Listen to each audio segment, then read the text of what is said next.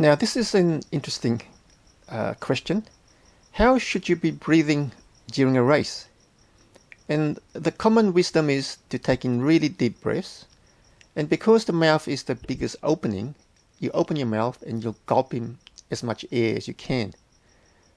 But what about just breathing through the nose? And if you Google nose breathing during cycling, this is what you get.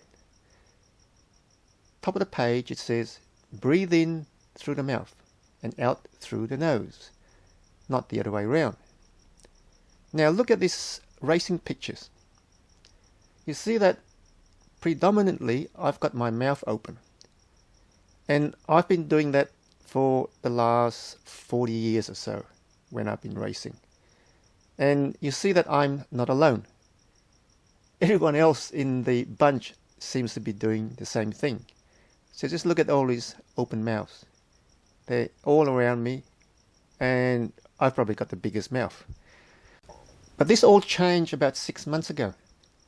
And all it took was for me to hear someone on the podcast say, hey, breathing through your nose might give you better performance. And this 60-year-old bloke is always open to experimentation. So look at these photos of me racing last December. It took a lot of getting used to, but now I was exclusively nose breathing. Just look at my closed mouth. And even when I was on the river, I was breathing through my nose. Now, I'm not saying that breathing through my nose and I'm starting to win any bike races against the top guns. But I'm pretty sure that I'm starting to feel a hell of a lot calmer during all the efforts. And you know that impulse, the impulse to really hyperventilate during hard efforts, that impulse is now tamed. And a few weeks ago, I asked myself, am I wasting my time with this nose breathing stuff? Or is there any science behind the efficiency of nose breathing?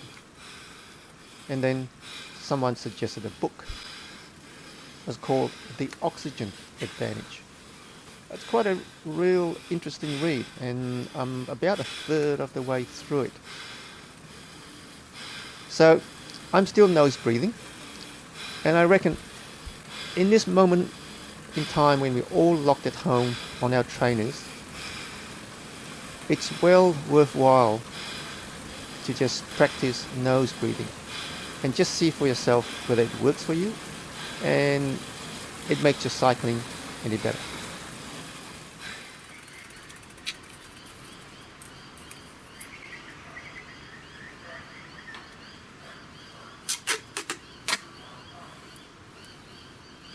Normally I don't need to do this, but this is just kind of a demonstration just to prove that not breathing through the mouth. So you go like this, and you probably won't hear from me for a while. So I'm going to take my mouth up and I'll be breathing exclusively through my nose.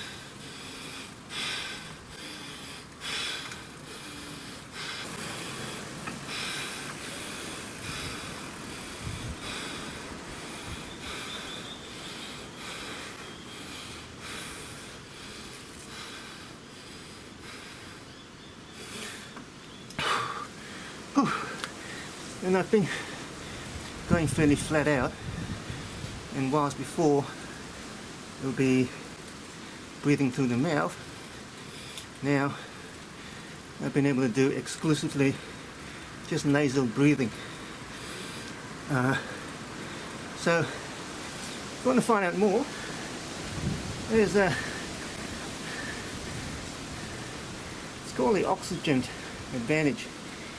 It goes into more detail about the advantages of nasal breathing. So you might take a whiz and try this out for yourself. I think it's a great thing for me, and it's working quite well. So you might give it a go and see what happens. See ya.